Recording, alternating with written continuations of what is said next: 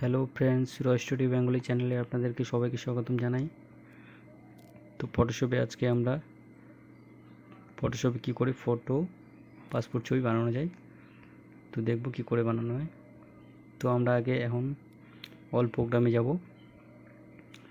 All প্রোগ্রামে গিয়ে Photoshop open করব।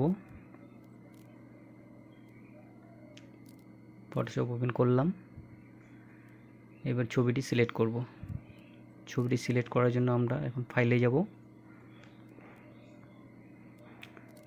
ফাইলে ক্লিক করব, ওপেন আছে ওপেনে ক্লিক করব।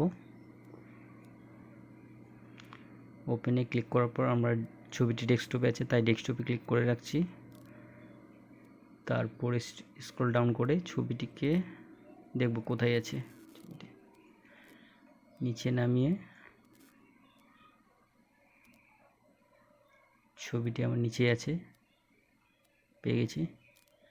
তো ছবি সিলেক্ট করে ওপেন করব। ওপেন করার পর ডেস্কটপে চলে আসলো আমার।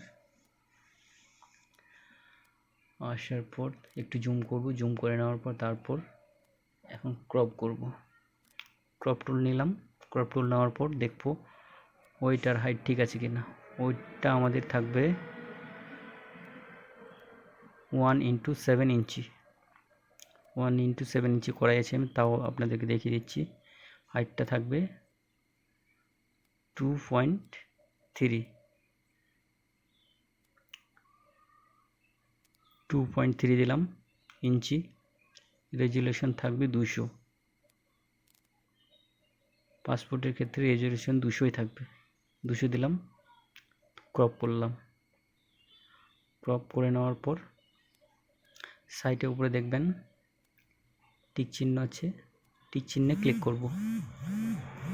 টিক চিহ্ন ক্লিক করলাম। জুম করব, জুম করে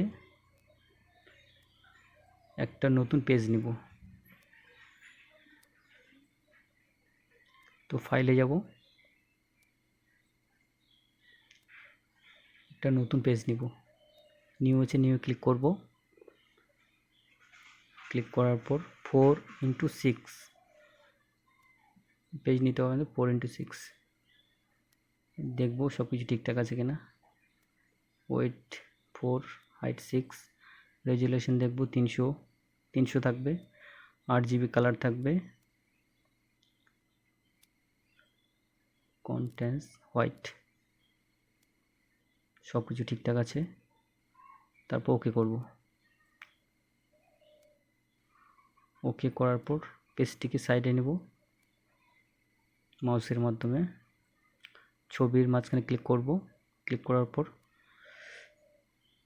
মাউসটি চেপে ছবিটিকে পেজে নিয়ে আসবো।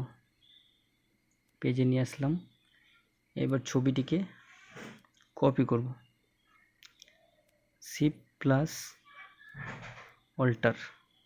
শিফট+অল্টার চেপে মাউসের মাধ্যমে ছবিটি কপি করব। কপি হয়ে গেল। আবার তিনটেকে আবার সিলেক্ট করব। সিলেক্ট করার জন্য Ctrl+E চেপে ক্লিক করতে থাকবো। ছবিটি সিলেক্ট হয়ে গেল তিনটে। আবার শিফট+অল্টার টিপে মাউসের মাধ্যমে ছবিটিকে কপি করব। আবার কপি করলাম। ভিডিওটি কি ভালো লাগে থাকলে আপনারা লাইক, কমেন্ট, শেয়ার এবং সাবস্ক্রাইব করে রাখবেন আরও নতুন ভিডিও পাওয়ার জন্য।